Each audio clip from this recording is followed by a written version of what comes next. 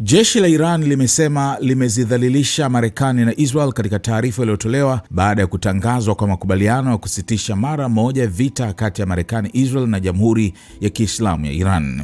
Kwa mujibu wa taarifa hiyo iliyotangazwa kupitia televisheni ya taifa ya Iran, majeshi ya Iran yameonyesha nguvu zake kwa kuwalazimisha maadui waliodhalilishwa Marekani na Wazayuni kukubali kuwa hawakuwa na njia nyingine isipokuwa kushindwa na kusalimu amri. Makao makuu ya jeshi la Iran yalisema kuwa vikosi vya nchi hiyo kupitia uthabiti, azma na nguvu zake zisizoyumba vimefanikiwa kuthibitisha kuwa adui hana chaguo jingine zaidi ya kukubali kushindwa.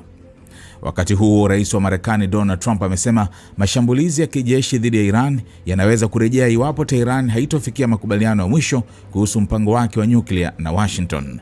Akizungumza katika mahojiano, Trump amesema makubaliano yaliyofikiwa kati ya Marekani na Iran yanakusudia kuhakikisha mlango Hormuz unabaki wazi kwa usafirishaji wa kimataifa bila vikwazo vya aina yoyote.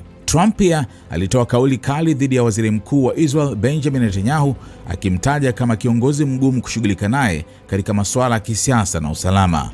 Amesema Israel inapaswa kuthamini juhudi za Marekani katika kufanikisha makubaliano hayo, akidai kuwa hatua hizo zimechangia kuondoa tishio ambalo lingeweza kuathiri usalama wa Israel kwa kiwango kikubwa zaidi. Kauli hizo zinakuja wakati viongozi wa Israel wakionyesha wasiwasi mkubwa kuhusu makubaliano yaliyofikiwa kati ya Washington na Tehran, huku Israel ikiwa haikushiriki moja kwa moja katika mazungumzo hayo.